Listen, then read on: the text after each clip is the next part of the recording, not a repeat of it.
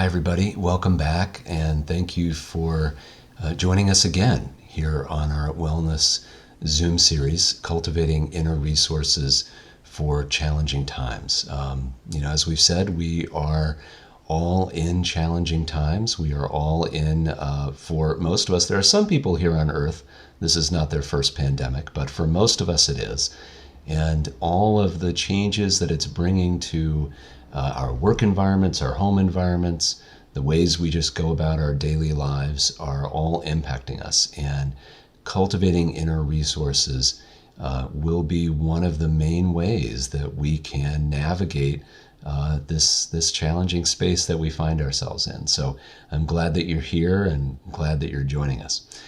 So the idea, again, is that there's no guarantee that we will get sick, but there is a guarantee that we're going to be dealing with these changes. There is a guarantee that we're going to be dealing with uncertainty and maybe even a little bit of fear. So our theme today is working with fear, and our skill is the ability to turn into the light. And we'll explore that, the ability to turn into the light, a little more in a bit.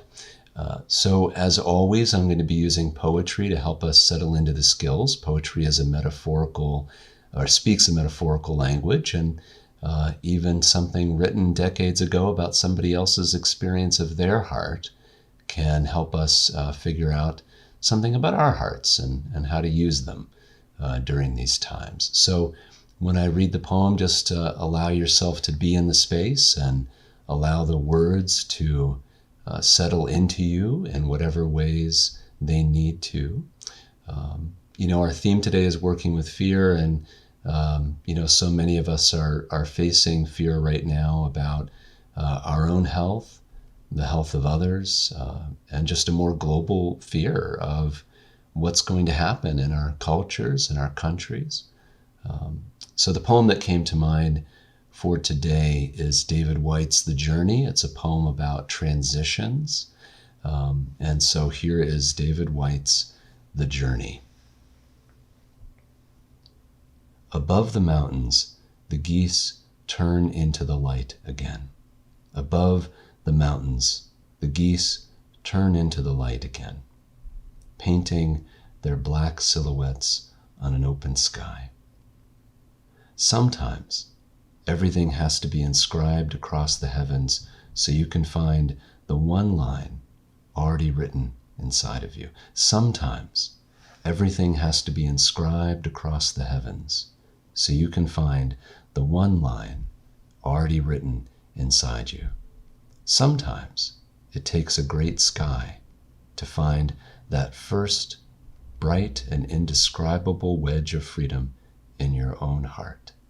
Sometimes it takes a great sky to find that first bright and indescribable wedge of freedom in your own heart. Sometimes, with the bones of the black sticks left when the fire has gone out, someone has written something new in the ashes of your life.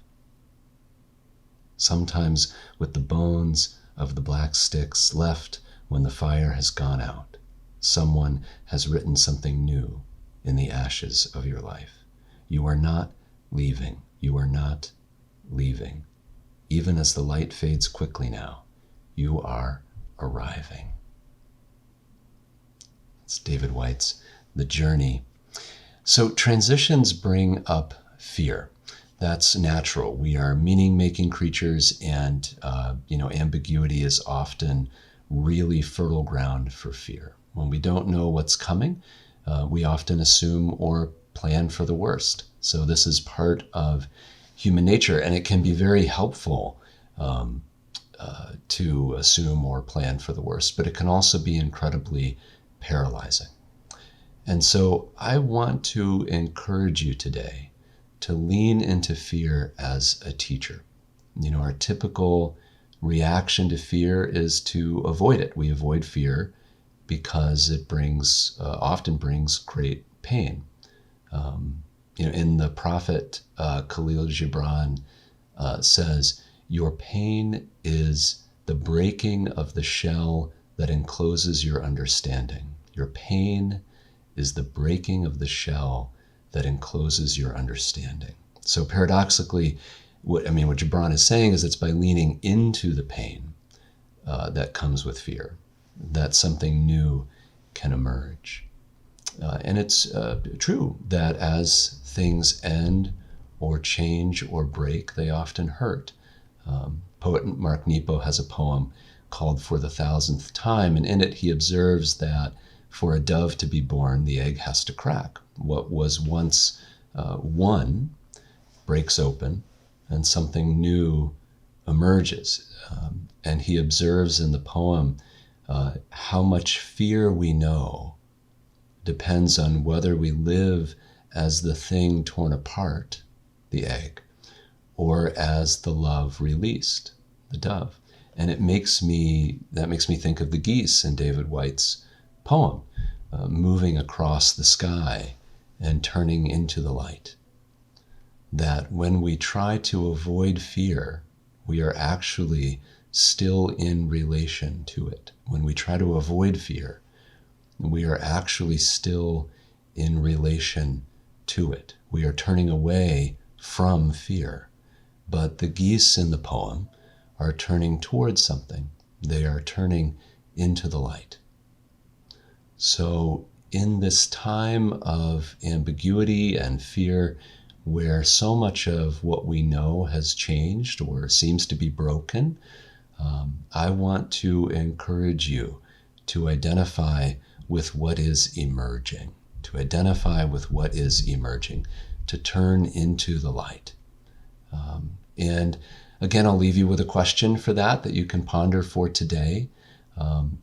What is it during this time of change and challenge that is breaking open in you?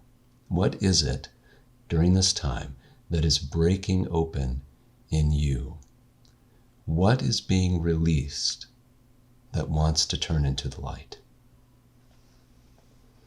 So, blessings and for health and safety today and meaning today in your lives and for turning into the light.